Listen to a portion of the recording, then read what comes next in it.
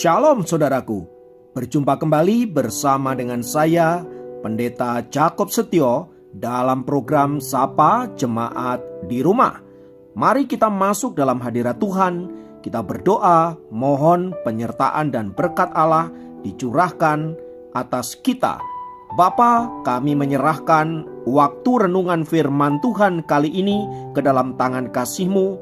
Mohon hikmat-Mu, mohon pencerahan daripadamu. Biarlah kami mengerti akan kehendak-Mu, supaya sepanjang hari ini menjadi hari yang diberkati, di mana kami boleh hidup seturut dengan kehendak-Mu.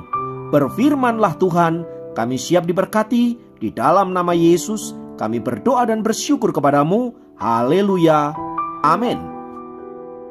Firman Tuhan kali ini terambil dari Lukas 5 ayat 38. Lukas 5 ayat 38 berkata, "Tetapi anggur yang baru harus disimpan dalam kantong yang baru pula." Saudaraku, anggur adalah salah satu minuman yang paling digemari di antara orang-orang Israel. Minuman yang berbahan dasar dari anggur ini difermentasi sedemikian rupa sehingga menghasilkan sebuah minuman yang khas, yang sangat enak rasanya. Itulah sebabnya dalam pesta-pesta orang Yahudi, minuman dari anggur ini menjadi minuman favorit mereka. Dalam membuat minuman ini, saudaraku, biasanya mereka menyimpan anggur yang sudah difermentasi dalam sebuah kantong secara khusus. Kantong yang terbuat dari kulit binatang ini biasanya untuk menyimpan anggur yang sudah difermentasi dalam jangka waktu yang lama untuk menghasilkan minuman anggur yang sangat khas rasanya. Nah, untuk menghindari kerusakan dari kantong yang ada, maka anggur yang lama biasanya disimpan dalam kantong yang lama pula. Demikian juga dengan anggur yang baru, disimpan di dalam kantong yang baru pula. Sebab bila anggur yang lama disimpan di kantong yang baru, maka akan merusak hasil fermentasi itu sendiri. Demikian juga sebaliknya. Maka anggur yang baru ia harus disimpan di kantong yang baru. Apa yang tertulis di dalam Lukas pasal 5 ayat 38 di atas sebenarnya tidak hanya berbicara tentang bagaimana orang Israel membuat minuman khas dari buah anggur tersebut. Ini berbicara tentang kehidupan rohani orang-orang yang percaya kepada Kristus. Jika engkau pengikut Kristus, maka engkau harus meninggalkan pola hidup yang lama. Jika engkau mau mengikut Tuhan, maka engkau harus bertobat dari segala dosa-dosamu dan mengikut Dia dengan segala jalan-jalannya. Sebab bila kita masih hidup dalam pola yang lama, lalu kemudian kita mengiring Yesus, maka kita tidak akan pernah mengalami damai sejahtera. Itulah sebabnya mengapa kita perlu bertobat setiap hari. Kita harus terus-menerus mengalami perubahan demi perubahan, sampai kita benar-benar mengalami perubahan itu sendiri. Nah, biasanya momen perubahan itu dimulai dalam acara-acara khusus. Misalnya, ketika tahun baru menjelang, banyak orang menyusun resolusi untuk tahun yang akan datang. Mereka akan membuat rencana ini dan itu agar ke depan hidup kita menjadi lebih baik. Namun sebelum menyusun semua rencana ke depan, biasanya kita akan menimbang-nimbang terlebih dahulu resolusi apa yang akan kita buat di tahun depan dan apa yang harus kita perbaiki di tahun depan. Kita juga biasanya mengevaluasi sepanjang tahun yang kita jalani. Apakah sepanjang setahun ini kita sudah sungguh-sungguh menjadi kepala keluarga yang baik, kita menjadi seorang istri, seorang ibu yang baik, kita menjadi anak-anak Tuhan yang baik. Itu kita evaluasi sedemikian rupa supaya kita kemudian bisa memperbaikinya di tahun yang akan datang. Namun sayangnya, rencana tinggal rencana, kerinduan tinggal kerinduan, Semua biasanya berlalu begitu saja bersama berjalannya waktu yang sedang kita lalui. Komitmen di awal tahun pelan-pelan mulai pudar dan pada akhirnya kita kembali ke pola lama. Kita kembali kepada kehidupan yang lama. Tak heran bila kemudian hidup kita tetaplah sama dari tahun ke tahun, tidak ada perubahan sama sekali. Mengapa hal itu terjadi? Jawabannya karena kita masih tinggal dalam hidup yang lama, sementara kita mengharapkan sesuatu yang baru. Ini tidak mungkin bisa terjadi. Bila Anda ingin mengharapkan sesuatu yang baru terjadi dalam hidup Anda, maka Anda harus benar-benar hidup dalam pola yang baru. Anda tidak bisa tinggal dalam pola yang lama, sementara Anda mengharapkan sesuatu yang baru terjadi dalam hidup kita. Maka dari itu, saudaraku, mari ketika kita membuat resolusi untuk tahun depan, kita harus punya komitmen untuk sungguh-sungguh hidup di dalam Tuhan dengan serius. Apa yang sudah kita rancangkan, perubahan-perubahan ke arah lebih baik yang kita harapkan, harus benar-benar dijalani dengan komitmen yang kuat, supaya kita benar-benar mengalami perubahan yang nyata di tahun yang baru yang akan kita jalani ke depan. Kalau ada hal-hal yang harus kita perbaiki, mari kita perbaiki. Sebab pada dasarnya tidak ada seorang pun yang sempurna.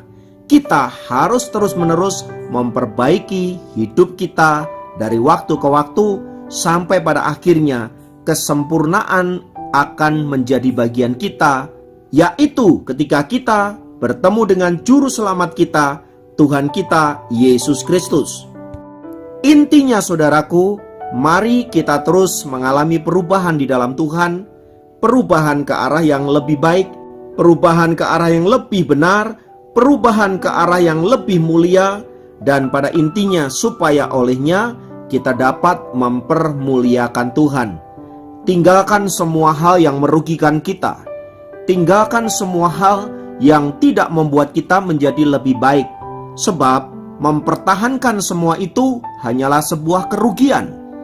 Dan saya yakin Anda tidak mau kan hidup dalam kerugian. Karena itu, tinggalkan semua yang negatif, semua yang salah, semua yang tidak benar, semua yang tidak kudus, dan semua hal yang merugikan kita. Beralihlah ke dalam hidup yang diberkati Tuhan, yang dipenuhi dengan sukacita, damai sejahtera, dan berkat-berkat yang berkelimpahan. Tuhan kiranya memberkati Anda. Mari kita berdoa. Kami naikkan syukur untuk anugerah-Mu, dan kami menyerahkan hidup kami hanya ke dalam tangan kasih-Mu. Tahun depan sebentar lagi akan kami lewati, dan kami percaya bersama dengan Tuhan, Engkau akan memampukan kami untuk menjadi pemenang-pemenang di tahun yang akan datang. Bila ada hal-hal yang harus kami rubah, Tuhan, bantulah kami supaya kami menjadi lebih baik di dalam Engkau. Terpujilah nama-Mu kekal selamanya. Dalam nama Yesus kami berdoa, kami bersyukur kepadamu. Haleluya. Amin. Demikian program Sapa Jemaat kali ini. Sampai jumpa dalam program Sapa Jemaat yang lain. Tuhan Yesus memberkati. Aku mau bersyukur buat kasih karunia Tuhan, buat keluarga yang Tuhan berikan bagiku, buat anak-anak, buat istri. Kami mau menyembah Tuhan. Saat ini kami datang di hadapan-Mu, membawa hidup kami sebagai korban yang harum. Satukan hati, membawa diri menjadi persembahan penyenangan hati-Mu. Kami dan seisi rumah kami kan menyembah-Mu, memuji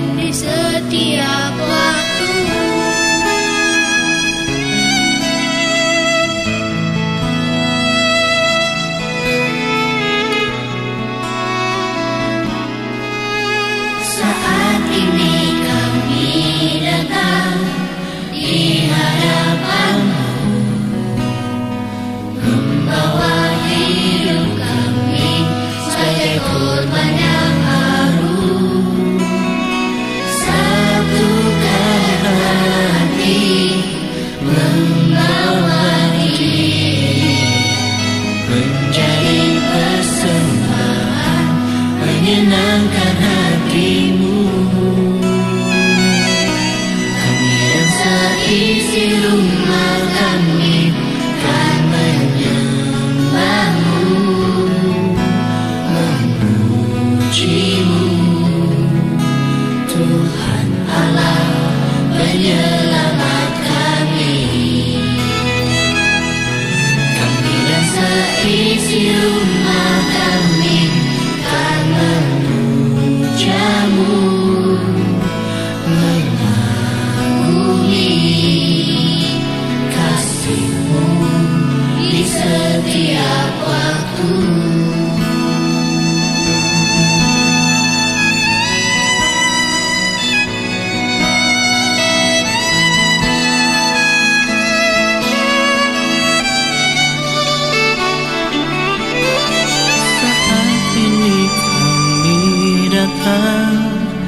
Di hadapan-Mu, membawa hidup kami sebagai korban yang harum. Satukan hati, membawa diri menjadi persembahan menyenangkan hati-Mu. Dan seisi rumah kami kan menyembah-Mu, memuji-Mu, Tuhan Allah penyelamat kami. Kami dan seisi rumah kami kan memuja-Mu,